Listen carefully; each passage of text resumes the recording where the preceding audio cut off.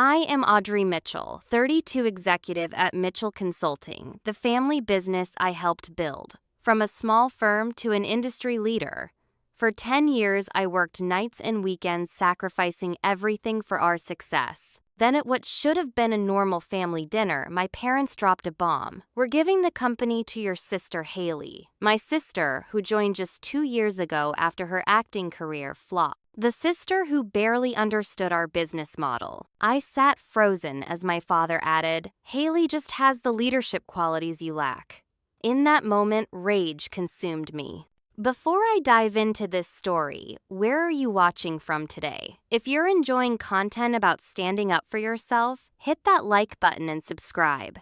You'll want to stick around to see how I turned the ultimate family betrayal into the best career move of my life. To understand the magnitude of this betrayal, you need to know our family dynamic. My parents, Robert and Kathleen Mitchell, always had a special place in their hearts for Haley, my younger sister, by 4 years. Growing up, it was subtle. Haley's C grades were celebrated while my A's were expected. Her participation trophies displayed prominently, my academic awards tucked in drawers. I learned early that I needed to work twice as hard for half the recognition. I was the sensible one. After high school, I pursued a business degree, then completed my MBA at Northwestern, graduating with honors. I even spent 2 years in London, gaining international business experience, while Haley bounced between theater programs, convinced Hollywood was her destiny. Mitchell Consulting was founded by my parents 25 years ago as a small advisory firm helping local businesses optimize their operations. When I joined 10 years ago, we had 12 employees and annual revenue barely touching $1 million. I put everything on hold to help grow the family legacy. Dating postponed. Friends saw them twice a year if lucky. Weekends. What weekends? I regularly worked 80-hour weeks, taking only Christmas Day off most years. The sacrifice paid off professionally. I spearheaded our expansion into digital transformation services personally, developed our proprietary consulting methodology, and led the acquisition of 2 smaller competitors. Under my direction, company revenue grew by 300% in just 5 years. Our staff expanded to 75 talented professionals, and we moved into prestigious downtown offices with our name on the building. My crowning achievement was securing William Peterson as a client. Peterson Industries, a manufacturing conglomerate, signed a $5 million annual contract representing nearly 30% of our revenue. William and I connected instantly, 2 detail-oriented perfectionists who valued substance over style. I personally managed every aspect of his account, often taking midnight calls when issues arose at his international facilities. "Audrey, you're the only consultant I trust completely," William told me just 3 months ago at our annual contract renewal dinner. "Your team reflects your values, and that's why we continue this partnership." The first warning signs came 6 months ago. Haley, who had joined the company after her 3rd failed pilot season in Los Angeles, started appearing in executive meetings despite her junior position. Initially hired for client relations, a vague role created just for her, she suddenly had access to confidential financial information and strategic plans. "She's family, Audrey," my father said when I questioned this. "She needs to learn all aspects of the business." What bothered me wasn't just the nepotism, but Haley's approach. Where I built detailed action plans, she created flashy PowerPoints with minimal substance. While I stayed late finalizing proposals, she organized happy hours taking selfies with the executive team. Most concerning, she began accompanying me to meetings with William, though she contributed nothing beyond superficial small talk. Haley mastered the art of strategic visibility. When projects succeeded, she was front and center at celebrations.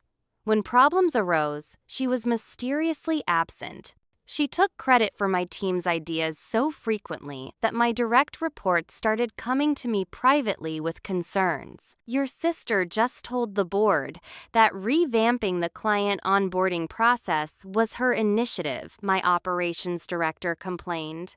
We've been working on that for 8 months before she even joined the company. I discussed these issues with my parents, twice positioning it as concern for company culture rather than personal frustration.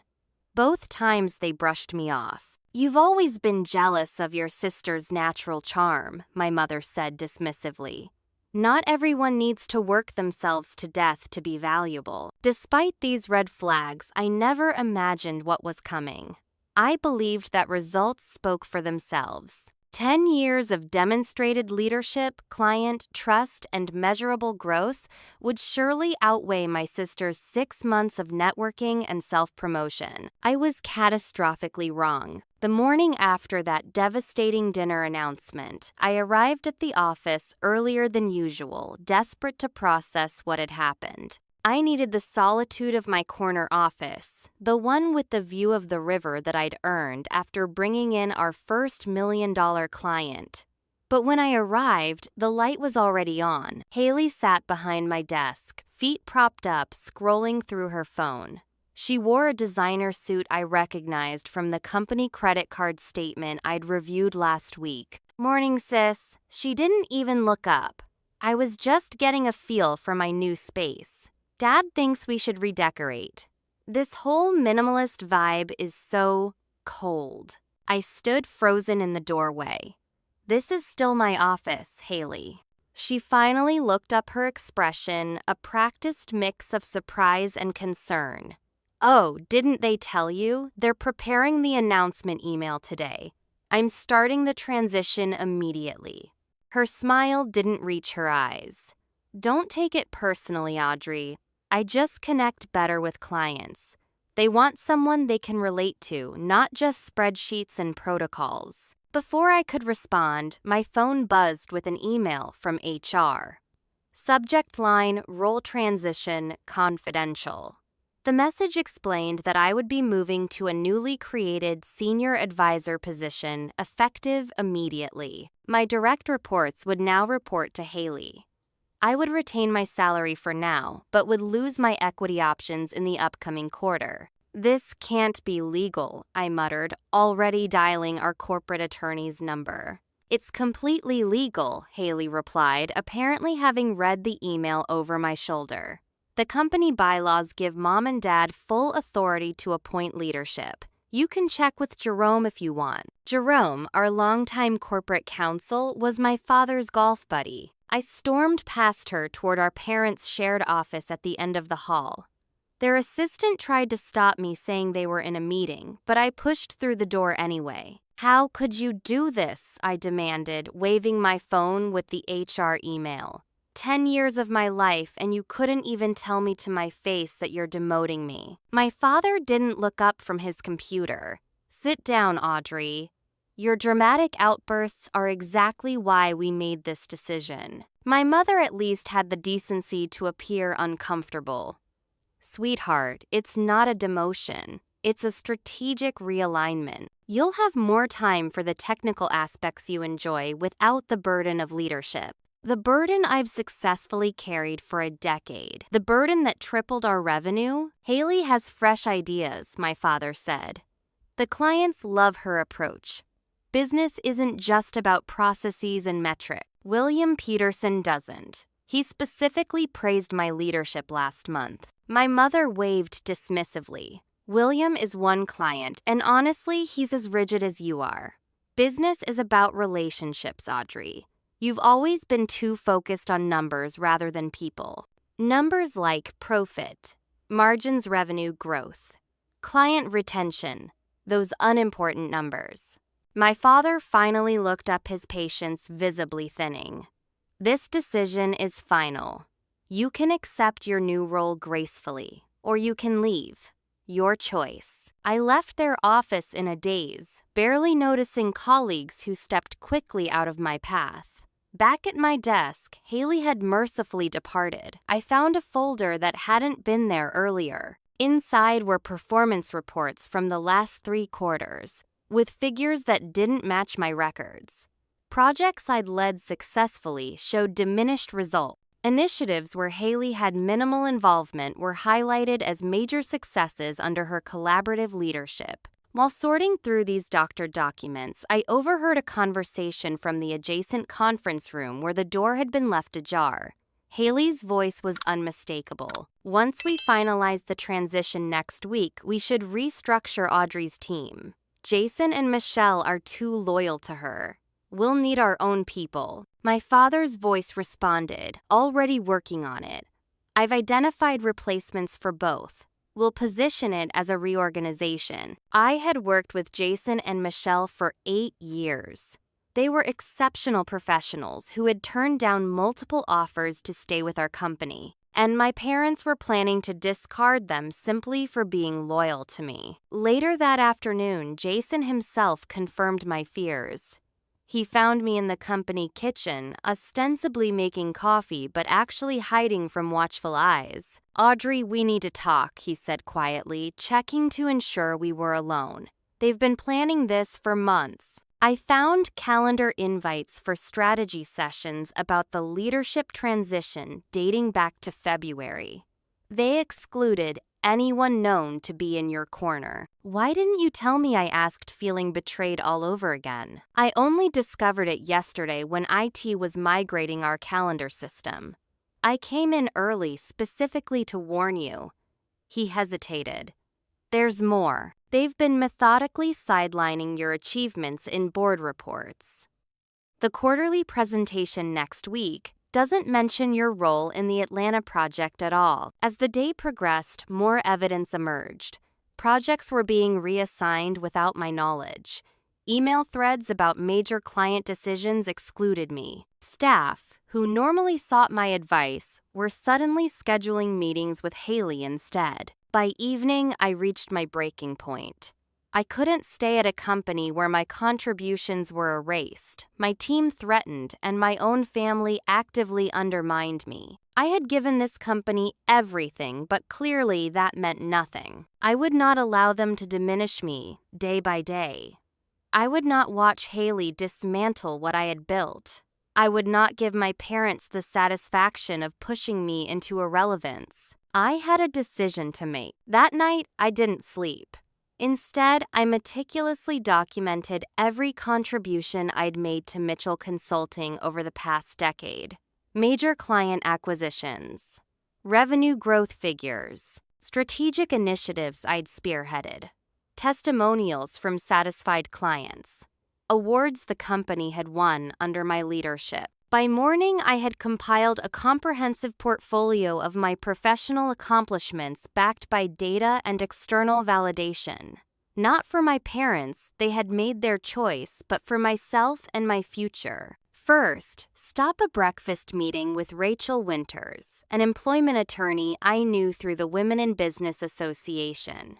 Over coffee and omelets at a discreet restaurant far from our office, I laid out the situation. "Your non-compete is problematic," Rachel said, reviewing my employment contract. "It's broadly written to prevent you from working with any current or former clients for 2 years. Can they enforce that if they demoted me without cause?" She tapped her pen thoughtfully. "Possibly not, especially given the family dynamics and evidence of systematic undermining. But litigation would be messy, public, and expensive." After exploring several options, we developed a strategy. Rachel would prepare a formal letter challenging the enforceability of the non-compete on grounds of constructive dismissal, but we wouldn't send it unless necessary. Better to keep our ammunition dry while I explored my options. Next, I scheduled a confidential meeting with Jerome Sullivan, the company's legal counsel. Despite his friendship with my father, Jerome had always treated me with professional respect. "This is highly irregular, Audrey," he said, when I entered his office through the private side door. "If Robert knew I was meeting with you, this is a matter of corporate governance, Jerome. As a current executive, I'm entitled to legal consultation." Our discussion was brief, but productive.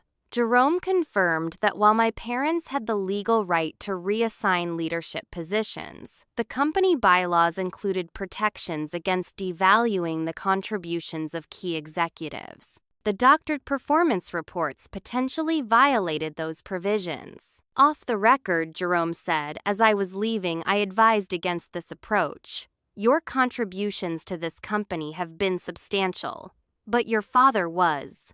Determined, with legal matters addressed, I drafted my resignation letter. Not emotional, not accusatory, just factual, professional, and immediate. I would not work a notice period. I would not participate in a transition. I would not give them the opportunity to further diminish my role. That evening, I waited until 7:30 p.m., when most staff had left, before clearing out my office.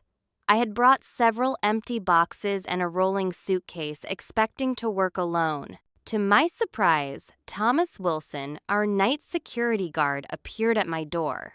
"Need a hand, Miss Mitchell," he offered, seeing me struggling with a heavy box of awards and mementos. "I'm fine, Thomas. Just reorganizing some things."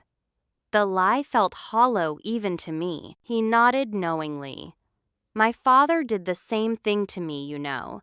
Family hardware store built it up for 15 years. Then he handed it to my younger brother because he related better to the customers. Some wounds don't heal right away." I paused, touched by his unexpected understanding. "How did you handle it?" "Built my own path.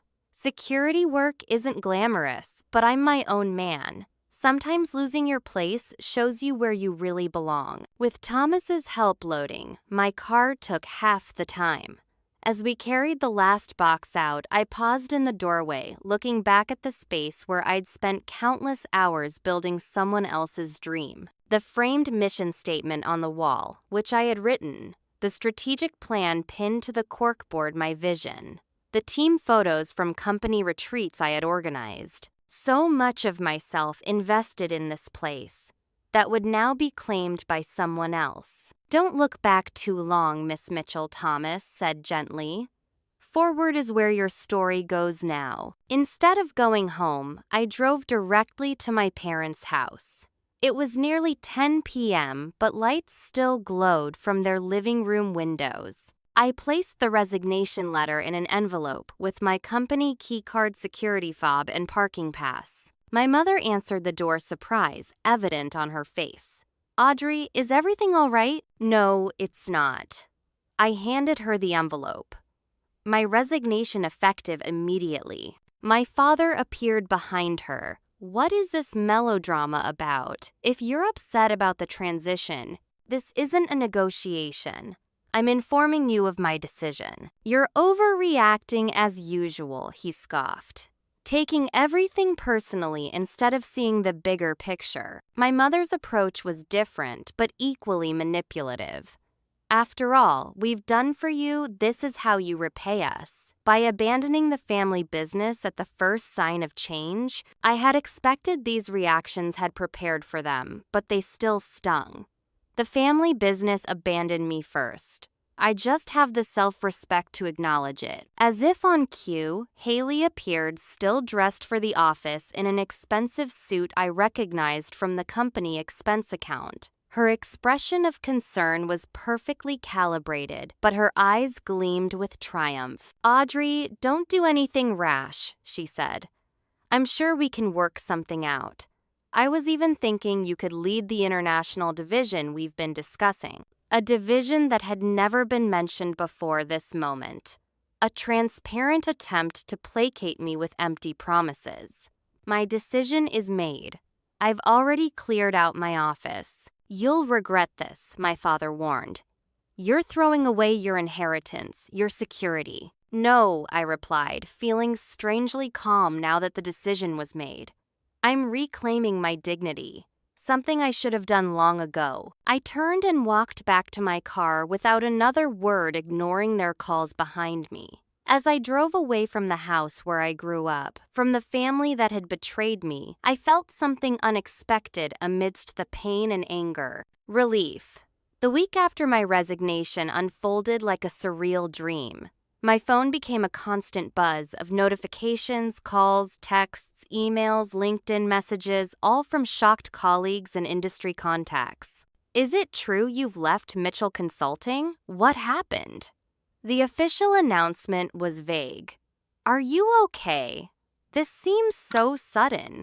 I crafted a single, carefully worded response that I sent to everyone. After 10 rewarding years helping build Mitchell Consulting, I've decided to pursue new professional opportunities. I appreciate your concern and support during this transition. Neutral. Professional. Revealing nothing about the family betrayal or my boiling anger. Let my parents and Haley spin whatever narrative they wanted. I wouldn't engage in public mudslinging, but privately, I heard plenty. Jason texted me screenshots of the official announcement email. Audrey Mitchell has decided to step away from her role to pursue personal interests. We fully support her decision and thank her for her contributions. Haley Mitchell will be assuming all executive responsibilities effective immediately. Personal interests. As if I'd quit to take up watercolor painting or travel the world. The deliberate implication that I'd chosen to leave rather than being pushed out was infuriating but predictable. More revealing were the whispered reports from former colleagues. According to Michelle, 3 different versions of my departure were circulating among staff. I'd had a breakdown from work pressure. I'd been planning to leave for months to join a competitor. Or most absurdly, I'd requested a reduced role to focus on starting a family. None mentioned the real reason. I avoided industry events that first week, not ready to face the curious stares and probing questions. But at the monthly Chamber of Commerce breakfast, which I'd forgotten to cancel, I had my first awkward encounter with business associates who'd heard the news. "Such a shock about your departure," said Patricia Winters, CEO of a local tech firm and regular collaborator. Especially with the Peterson Industries account in the middle of that system overhaul. Who's handling that transition? I'm not privy to those decisions anymore, I replied carefully. Patricia raised an eyebrow. Interesting. Robert was telling everyone last night that you're still consulting on key accounts during the transition. So that was their story, that I was still involved, still endorsing the new leadership structure. My parents were using my reputation to stabilize client relationships during the changeover. The manipulation was breathtaking. 3 days after my resignation, William Peterson himself called. Seeing his name on my caller ID sent a jolt of anxiety through me. William wasn't just our biggest client. He'd become a mentor figure over the years. "Audrey," he began without preamble, "I just had the most peculiar meeting with your sister and father. They're telling me you've taken a sabbatical, but will still be strategically involved in our account. Yet you've cleaned out your office and returned your company car. Something doesn't add up about this transition." I gripped the phone tighter, facing an ethical dilemma. Should I tell William the unvarnished truth, potentially damaging my family's company? Or maintain the professional facade and stay silent about my mistreatment? I've resigned from Mitchell Consulting, William. Completely.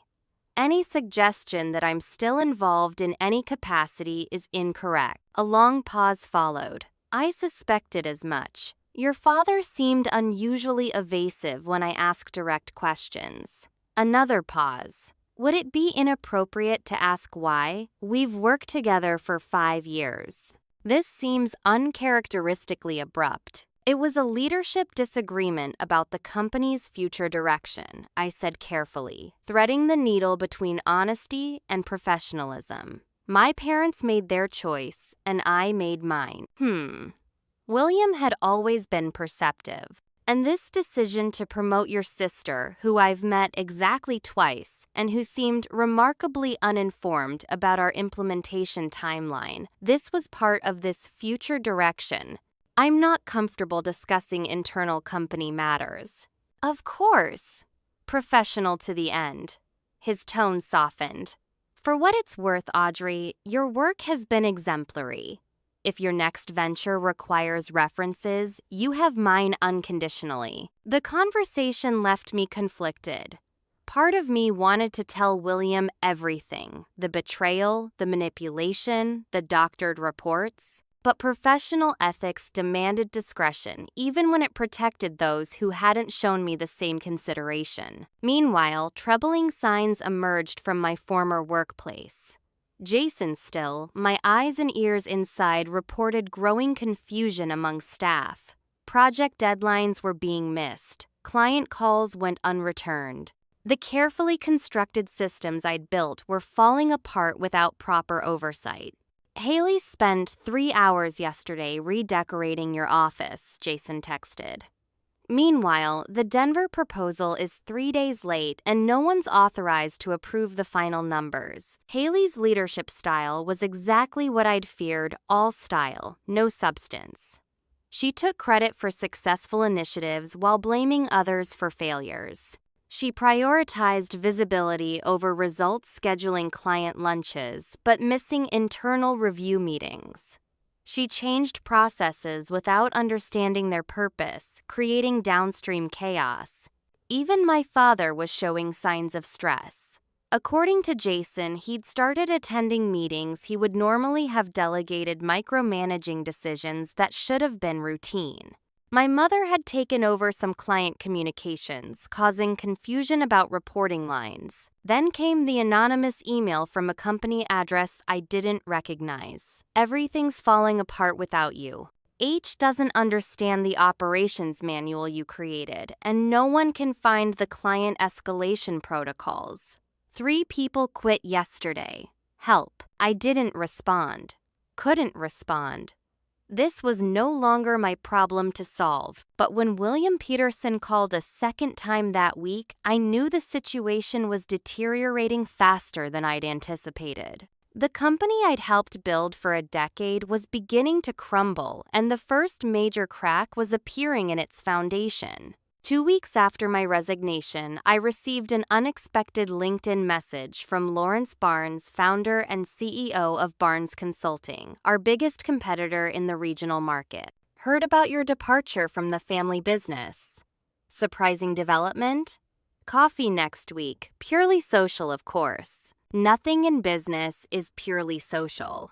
Lawrence and I had maintained cordial professional relations over the years, occasionally serving on the same industry panels or charity boards, but we weren't friends who casually met for coffee. Still, I was curious. And honestly, after 2 weeks of alternating between anger, self-doubt, and Netflix binges in my apartment, I needed adult conversation that wasn't with my therapist. We met at a quiet cafe in a neighboring town, far from the business district, where we might be recognized together. Lawrence, a shrewd but fair competitor in his mid-50s, got straight to the point after minimal pleasantries. I'll be frank, Audrey. Your departure from Mitchell has created ripples throughout the industry.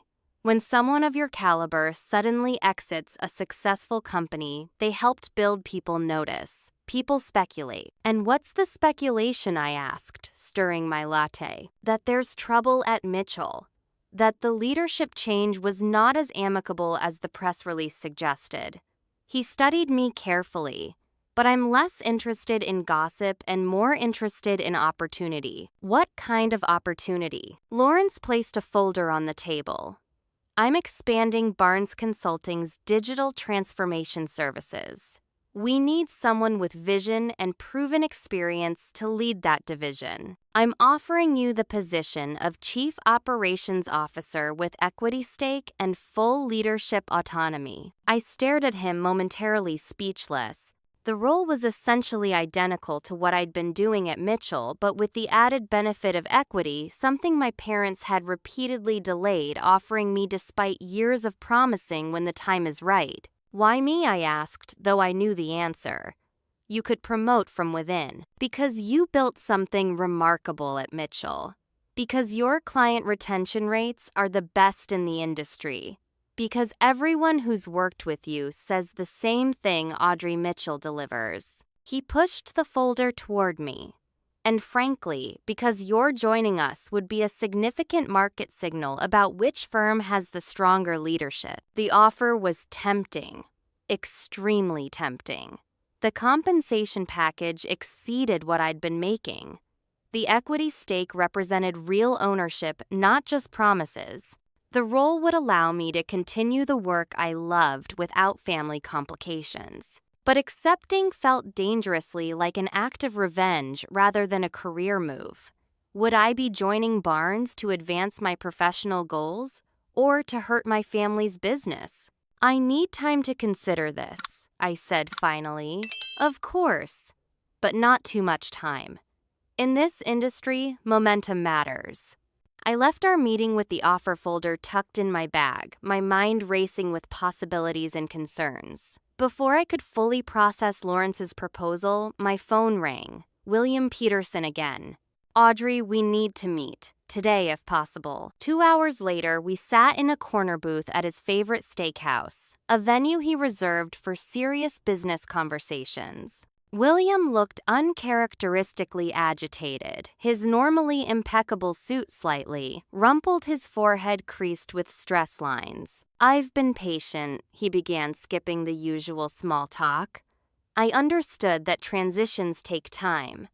I allowed for an adjustment period when your sister took over our account, but what happened yesterday crossed a line. What happened? I asked, genuinely curious. Haley attempted to change our entire account team without consultation. People who have worked on our implementation for years, who understand our systems intimately, suddenly reassigned. When I questioned this, she informed me that the changes came with fresh perspective, and more concerning, a 15% fee increase effective immediately. I winced. The Peterson contract had specific terms about personnel changes and fee structures terms. I had personally negotiated. When I referenced our contract terms, William continued, your father joined the call and suggested we were stuck in old thinking and should embrace the company's new direction. As if 5 years of successful partnership was somehow obsolete. He took a sip of water, visibly trying to calm himself. The technical issues were concerning enough. 3 missed deadlines last week, implementation documents with critical errors. But this combination of personnel disruption and attempted fee increases feels like amateur hour, or worse, deliberate provocation. I'm sorry to hear that, I said carefully, but I'm not sure why you're telling me. I no longer have any influence over Mitchell Consulting's decisions. William fixed me with his piercing gaze. Because I'm giving your parents an ultimatum. Either they bring you back to handle our account, or Peterson Industries walks. $5 million annually gone. The declaration hung in the air between us. This was exactly the scenario I had feared, being dragged back into family drama through client relationships. William, I appreciate your confidence, but this isn't about doing you a favor, Audrey.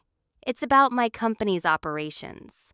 We're mid-implementation on a system that touches every aspect of our manufacturing process. I can't afford amateur hour. I need someone who delivers what they promise when they promise it at the price they promise it. Before I could respond, my phone buzzed with a call from my father, then my mother, then Haley, then my father again. Obviously, William had already delivered his ultimatum. I let the calls go to voicemail. What did they say when you told them? Your father blustered about contract terms. Your mother tried emotional appeals about family loyalty. Your sister promised to personally oversee every detail going forward, which is exactly what I don't want.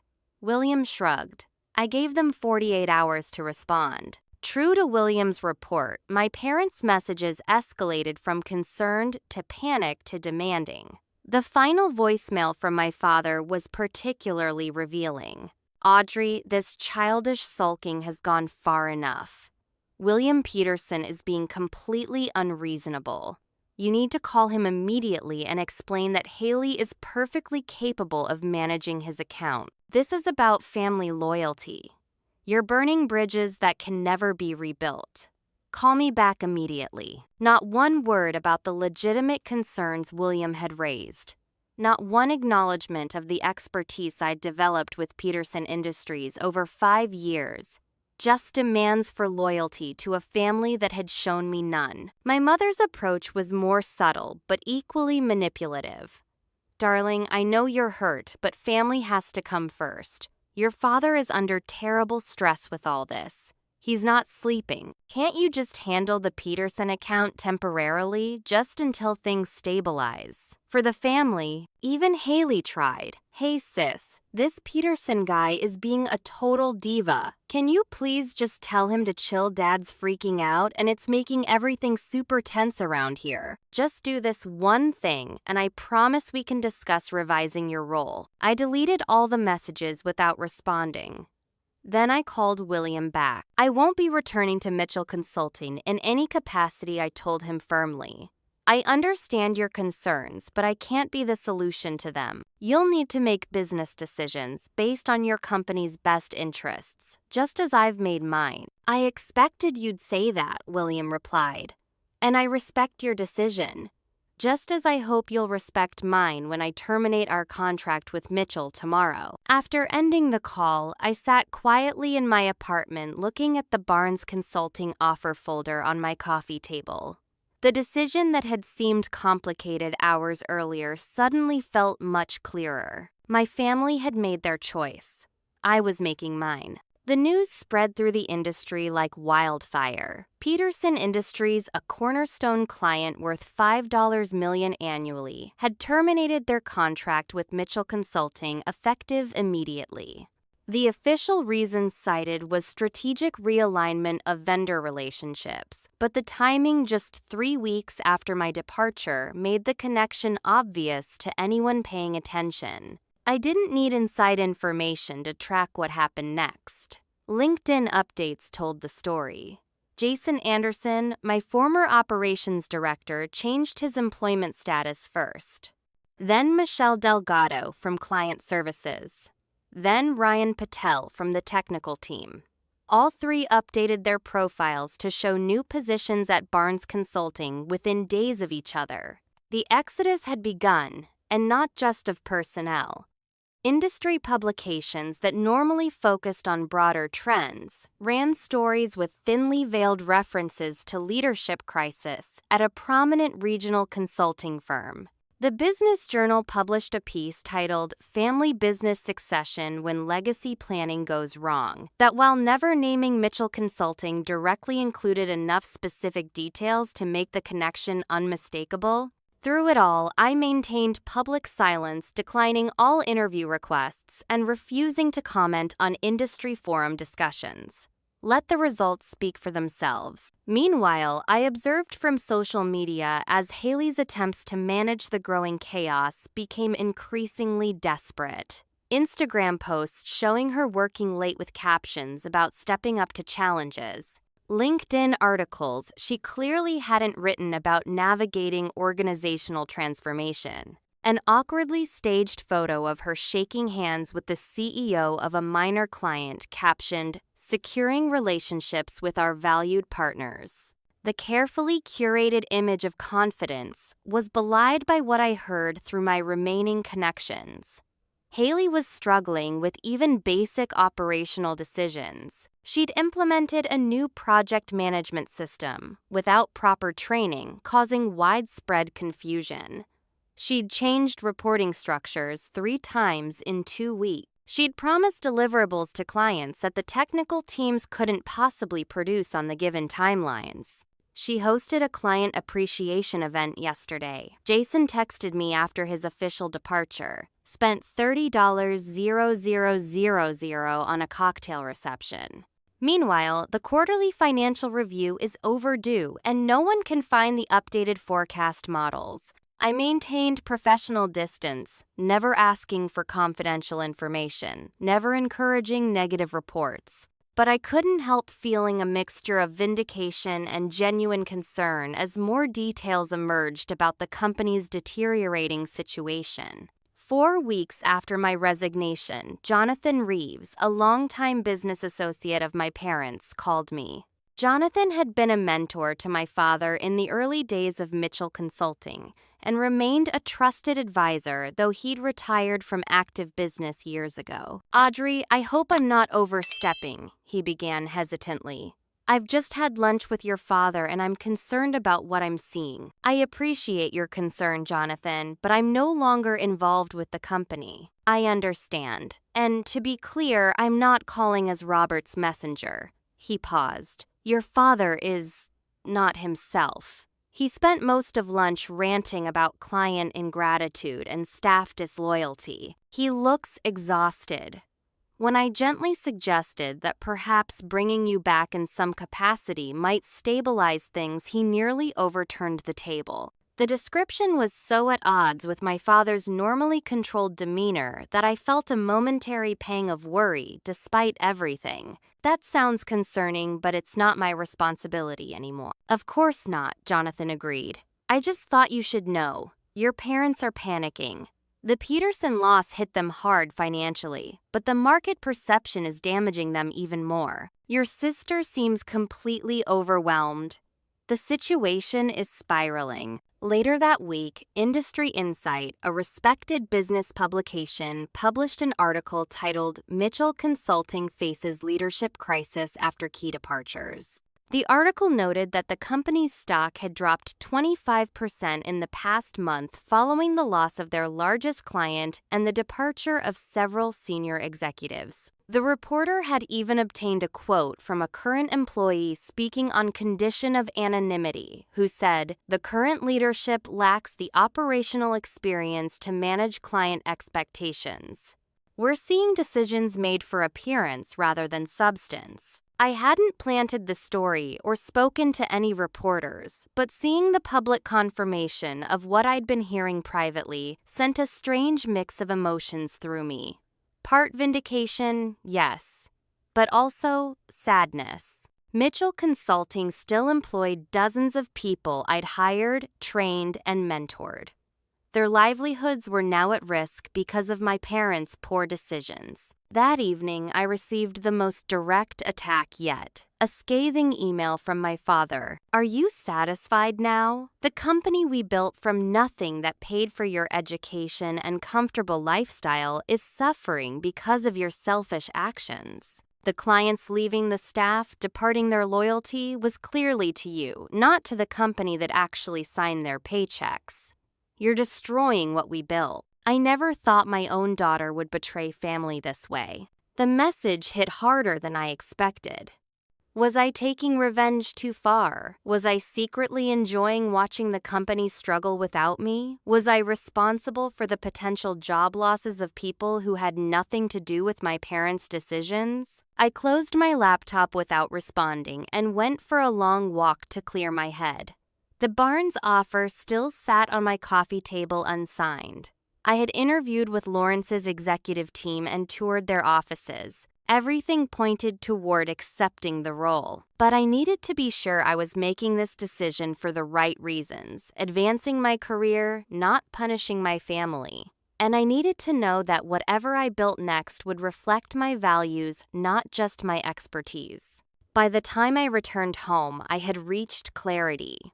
My parents had made their choice weeks ago, prioritizing Haley's charisma over my competence. I couldn't control their decisions or the consequences that followed. I could only control my own path forward. It was time to build something new. The Barnes Consulting office occupied the 22nd floor of a gleaming downtown tower, with floor-to-ceiling windows offering panoramic city views. As I stepped off the elevator for my first official day, I felt a mixture of excitement and trepidation. This was the first time in my adult life I'd work somewhere not bearing my family name. Lawrence Barnes greeted me personally, walking me through the open-concept workspace where curious eyes followed our progress. News of my hiring had created quite a stir in the industry, and I could sense both curiosity and wariness from my new colleagues. "We've set up the East Wing for your division," Lawrence explained, leading me to a glass-walled section containing about 15 workstations. "You'll have complete autonomy in building your team and processes, though I hope you'll maintain compatibility with our existing systems where it makes sense." My new office, while smaller than my previous one, featured the same stunning city view. On my desk sat a welcome package with company information, and beside it something unexpected. A small potted bamboo plant with a card reading, "To new growth, Lawrence." The gesture, simple but thoughtful, contrasted sharply with my family's approach to professional milestones. When I'd brought in my first major client at Mitchell, my father had simply nodded and said, "That's what we hired you for." I spent that first week learning Barnes's operations meeting, key personnel, and developing an implementation plan for my new division. Lawrence had given me significant resources, but also clear expectations we needed to show results within 6 months to justify the investment. The biggest surprise came on day 3, when my assistant announced an unexpected visitor, William Peterson. "I heard you've landed at Barnes," he said after settling into a chair across from my desk. "Logical move, though. I'm surprised it took you this long to decide." "I needed to be sure I was making the choice for the right reasons," I replied. William nodded approvingly. "Smart. Reactive decisions rarely serve us well." He placed a folder on my desk. "Which brings me to the purpose of my visit. Peterson Industries is currently without a digital transformation partner. Our implementation is stalled, costing us approximately $100,000 per day in operational inefficiencies." I stared at him, realizing where this was heading. "William, I can't just bring your business here because of personal history. There are proper procedures already handled," he interrupted, tapping the folder. "This contains our formal RFP. We've invited proposals from 3 consulting firms, Barnes included. The requirements happen to align remarkably well with the methodology you developed. Pure coincidence, I'm sure." I couldn't help but smile at his transparent maneuvering. "Of course. We'll need the proposal by next Friday. Assuming Barnes can meet our requirements and timeline, I see no reason why we couldn't resume our interrupted work." He stood to leave, then added, "Oh, and Audrey, the budget allocation is 20% higher than our previous contract. Quality service deserves proper compensation." After William left, I immediately briefed Lawrence, who was understandably ecstatic about the potential to land Peterson Industries as a client. He immediately authorized the creation of a special division focused on manufacturing clients with me as its head. "This could be transformative for us," Lawrence said. Peterson's endorsement would open doors throughout the industrial sector. With the potential Peterson contract as incentive, I began building my team in earnest. Jason and Michelle were already on board, bringing valuable institutional knowledge. Ryan had joined the technical team, but I needed more talent to deliver on the vision I was developing. Then I received an unexpected email from Thomas, the security guard who had helped me clear out my office at Mitchell. "Miss Mitchell, I hear you're building something new at Barnes. If you need someone to manage facility security protocols, I have 15 years of experience before my current role. My resume is attached." I hired him immediately. Not just because of his kindness that difficult night, but because his resume revealed expertise in physical security systems that would complement our digital offerings, a service dimension I hadn't previously considered. As word spread that I was hiring, more applications arrived. Some from Mitchell employees I'd worked with, others from industry professionals who had heard about our new division. I reviewed each carefully, mindful that I wanted to build based on talent and cultural fit, not just revenge recruiting from my former company. 3 weeks into my new role, as we were preparing our proposal for Peterson Industries, I received an unexpected visitor. My Uncle Frank, my father's older brother, appeared at reception asking to see me. Uncle Frank had retired from the family business years ago after a disagreement with my father. They maintained cordial relations at family gatherings, but Frank had never again involved himself in business matters. His arrival now was surprising to say the least. "You look good, Audrey," he said, settling his considerable frame into the visitor chair. "Better than when I saw you at Christmas. Less constrained." "Thank you. But I'm surprised to see you here." "Your father's too proud to admit he made a mistake," Frank said bluntly. "Always has been. When we were kids, he'd rather take a punishment than admit when he was wrong. Some things never change." I remained silent, unsure where this conversation was heading. "You're not the first Mitchell to be pushed out, you know." Frank leaned forward. 20 years ago, I built the government services division from nothing. Brought in contracts that doubled company revenue. Then your grandfather decided my younger cousin would take over, because he presented better to officials." He shook his head. "Sound familiar?" "Dad never told me that story." "Of course not. It doesn't fit his narrative." Frank's expression softened. "I didn't come here to dredge up old grievances. I came because I recognize the pattern, and because I want you to know something it took me years to learn leaving was the best thing that ever happened to me." He told me how after leaving Mitchell Consulting, he had started a small security firm focused on government facilities. How he had built it based on expertise rather than connections. How he had eventually sold it for enough to retire comfortably at 55. The family business was never going to value what I brought to the table, Frank concluded. My mistake was expecting it to. "Your father and I are too different," he chases prestige. "I pursued excellence. When I finally accepted that and built my own path, I found success on my terms." His words resonated deeply. I had spent years trying to prove my worth to parents who fundamentally valued different things than I did. My father prioritized image and relationships. I valued substance and results. My mother cherished harmony above accountability. I believed in meritocracy. No wonder we had clashed repeatedly, despite my objective successes. "Thank you for sharing that," I said sincerely. "It helps to know I'm not the only one." "You're building something good here," Frank said, glancing around my new office. "Something based on your values, not someone else's expectations." That's a gift, Audrey, even if it doesn't feel like one yet. After Uncle Frank left, I felt a weight lift that I hadn't even realized I was carrying. The sense that I had somehow failed my family, that I should have found a way to make it work despite everything. Frank's story helped me recognize that sometimes paths diverge not because of failure, but because they're meant to lead to different destinations. The next day, we submitted our proposal to Peterson Industries. The following week, after a thorough review process, William called to inform me they had selected Barnes Consulting. The contract would be 20% larger than their previous one, with Mitchell with an initial 3-year term. "Your proposal demonstrated the best understanding of our needs," William said. "The fact that the team includes people already familiar with our systems was a significant factor in our decision. It was our first major win, but not the last."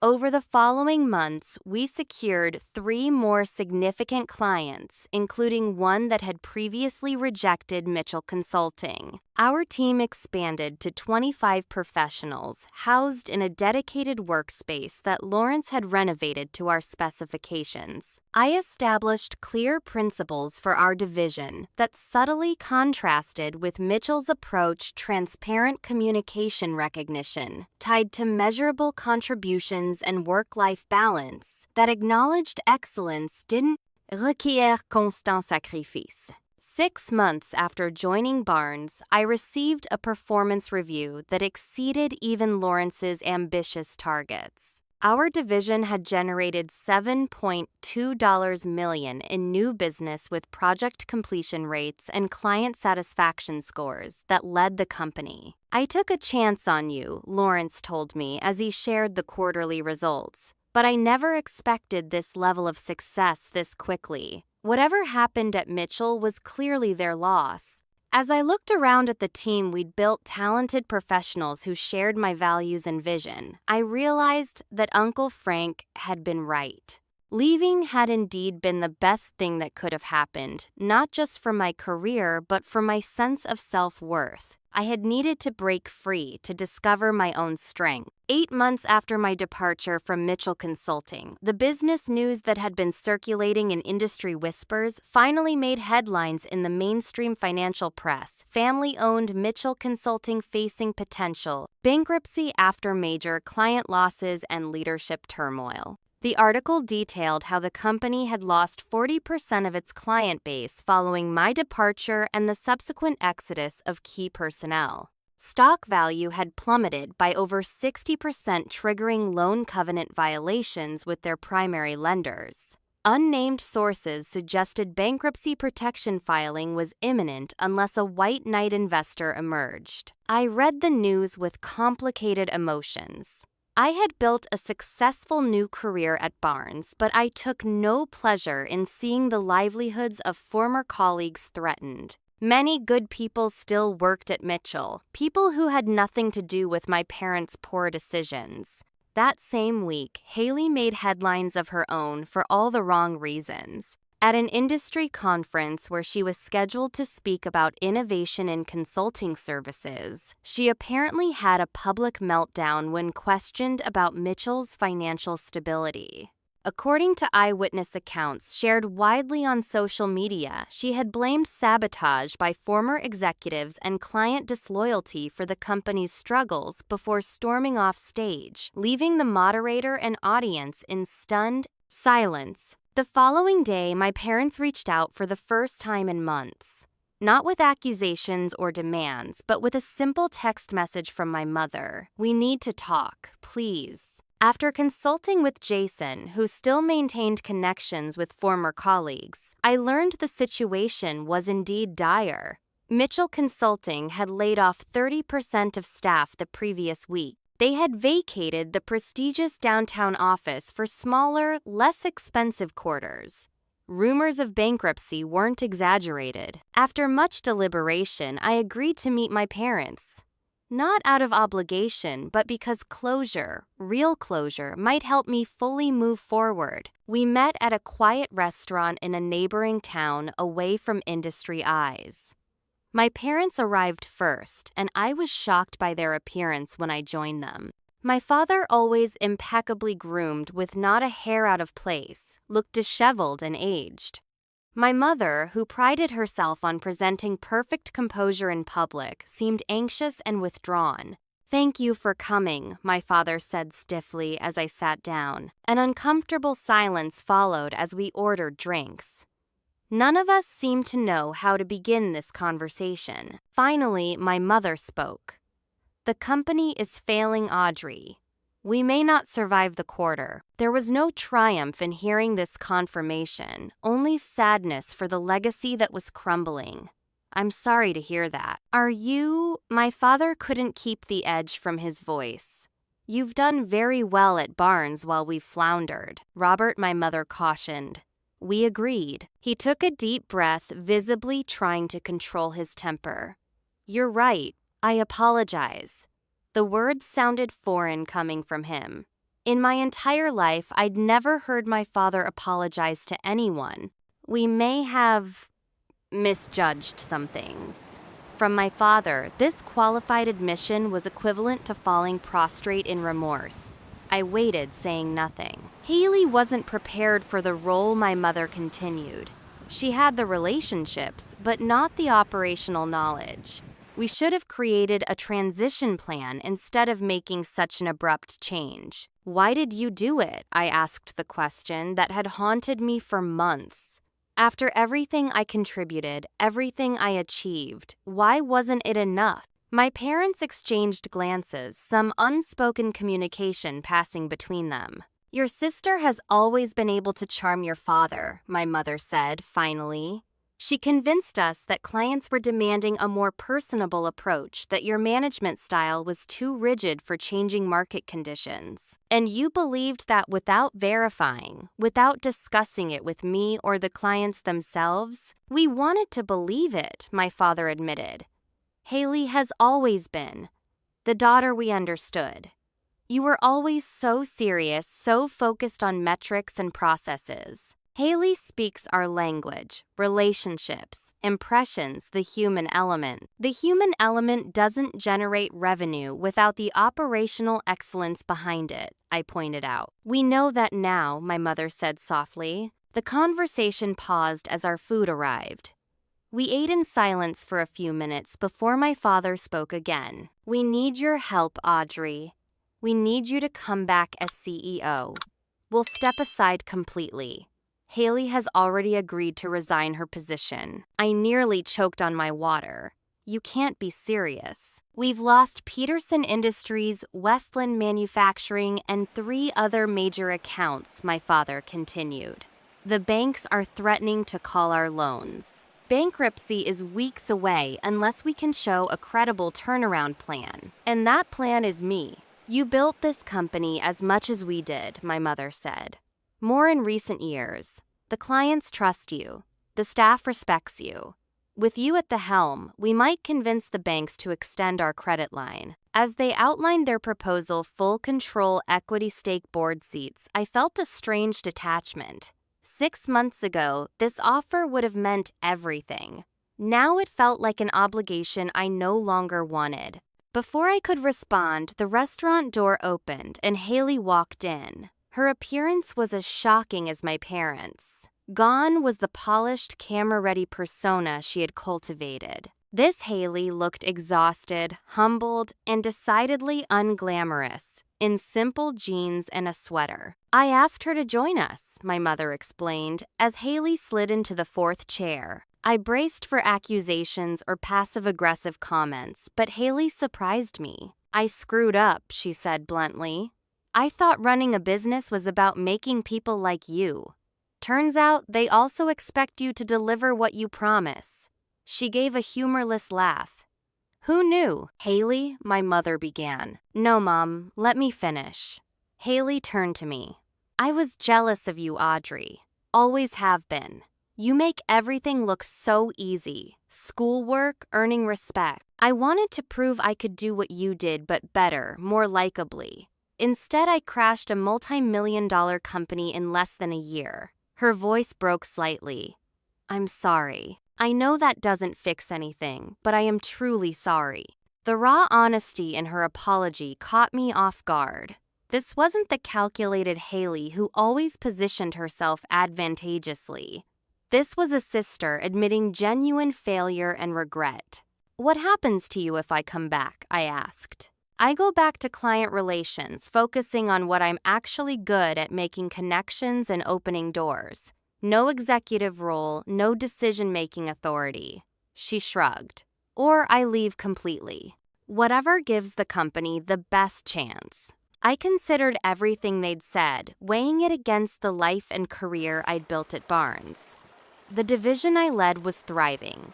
The team I'd assembled shared my values and vision. I had autonomy, respect, and work-life balance I'd never achieved at Mitchell. I can't come back, I said finally. My father's face darkened. Can't or won't. This is still your family legacy. A legacy you were willing to take from me without discussion or transition. A legacy that apparently meant less than accommodating Haley's ambition. I kept my voice level. I've built something new at Barnes. Something healthy based on mutual respect and clear expectations. I won't abandon that to rescue a situation you created. Then Mitchell Consulting dies, my father said flatly. Not necessarily. I can't return as CEO, but I could offer limited consulting to help stabilize operations and transition to new leadership.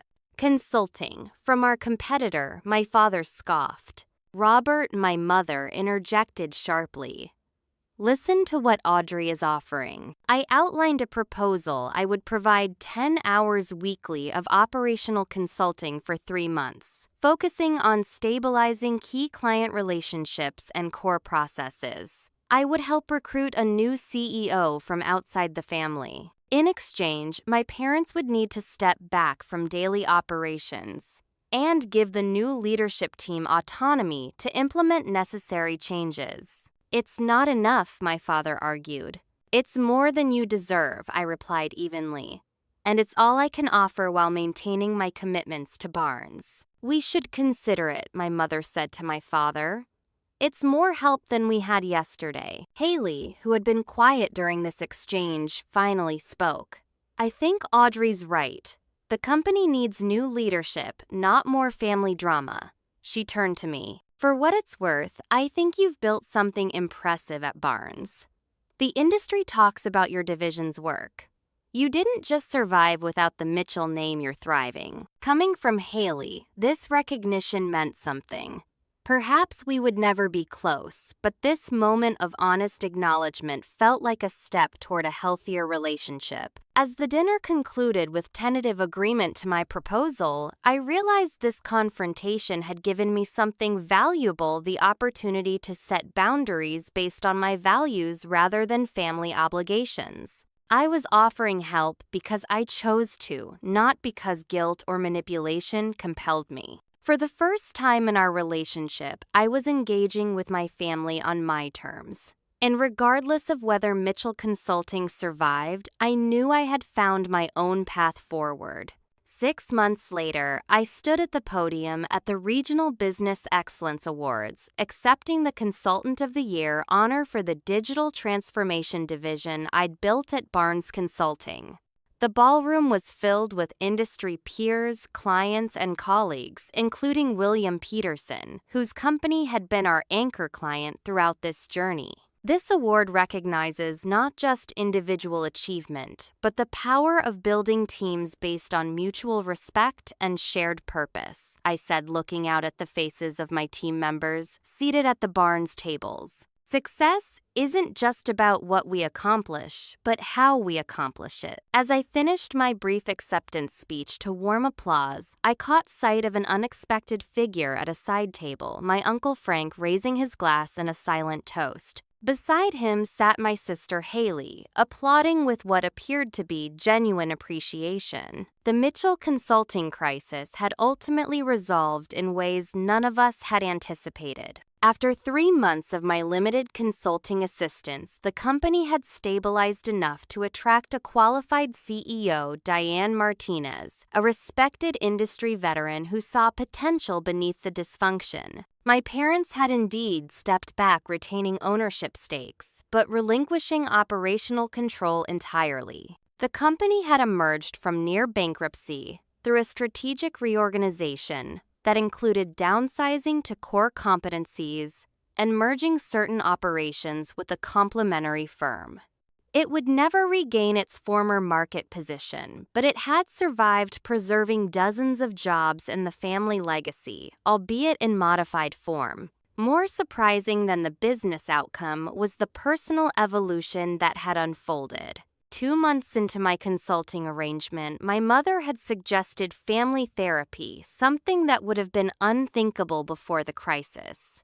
To my shock, my father had agreed. Dr. James Harrington, a family business specialist with both clinical psychology and MBA credentials, facilitated brutally honest conversations that uncovered generations of dysfunctional patterns. My grandfather had favored my father over Uncle Frank because of superficial traits.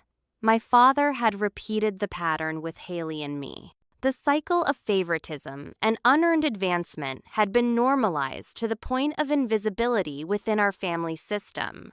Families often confuse love with evaluation.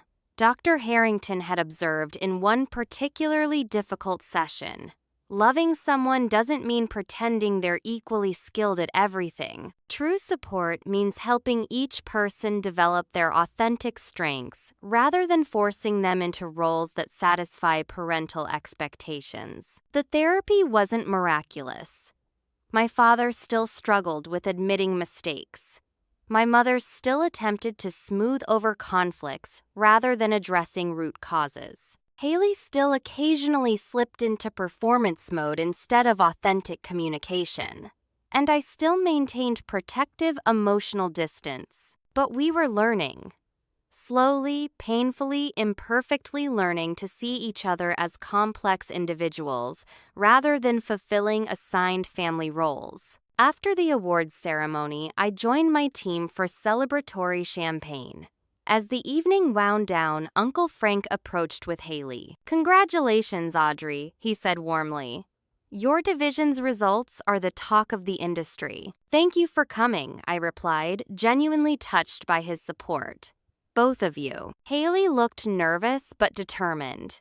"I wouldn't have missed it. What you've built here is remarkable." She hesitated. "Diane has me working directly with clients again. Strictly relationship management, no operational decisions. Turns out I'm actually good at that part when I'm not trying to be something I'm not." Her self-awareness was a welcome change. "That's great, Haley.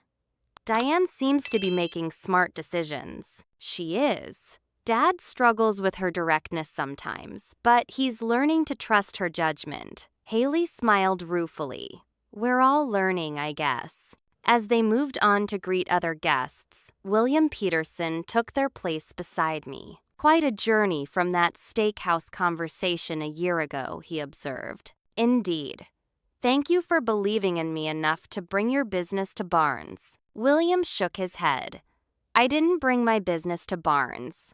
I brought it to you. Some bridges can't be rebuilt, Audrey, but you've proven you can build new ones that are even stronger." His words captured precisely how I felt about the past year. The bridges to my former life had been irreparably damaged, but the new ones I'd constructed with my team, with clients like William, even with family members on new terms, were more authentic and durable. After the event, I met Dr. Harrington James, as I now called him, outside our professional interactions for a late dinner.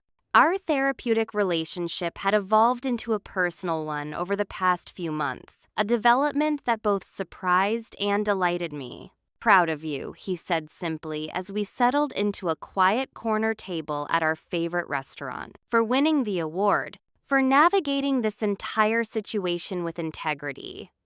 You've maintained professional excellence without sacrificing personal growth. Not many people manage that balance, especially after the kind of betrayal you experienced."